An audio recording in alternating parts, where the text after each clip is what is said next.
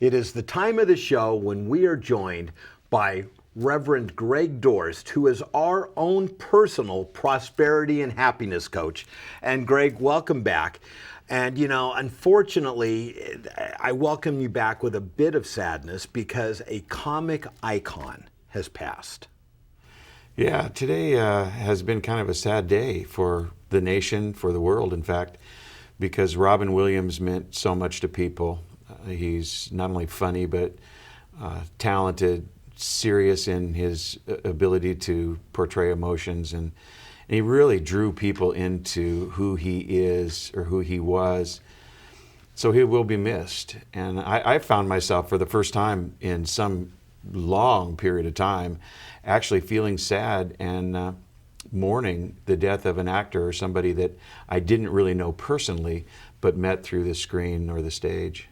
And isn't it interesting how people that we may not know very closely can still have such a tremendous impact on our lives? And it strikes me that mourning that is okay because it's a loss. Yeah. I found that one of the things that I develop huge emotional contact with in my life is people helping strangers, people being nice to strangers, people doing things for people that they've never met. And that really was the hallmark of what Robin Williams was all about. He had this giving side. He would give of his time. He would spend time talking to people that he didn't even know. He did all the tours for our veterans, for our combat troops. He did, shows for homeless people, and he was absolutely committed to making contact with the people and a connection with people.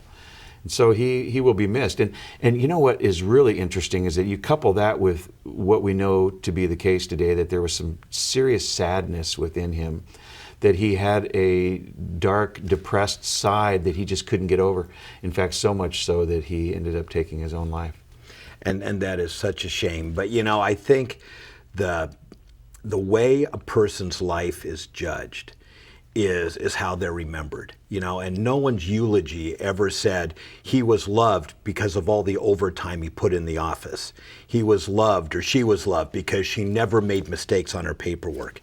It's the other things in life. Well, Ron, I think you're right, because when you do that, when you take a look at why a person was loved, you recognize what it is that they gave to the world as opposed to the circumstances around the death, because the circumstances around the death are tragic indeed, that he was so depressed that he had to take his own life. Yeah. But what he gave to the world, an amazing giver, so unselfish, so selfless. You got to love him for that, and that's how we'll remember him, Ron. Okay, thank you. Don't go away. We will be right back.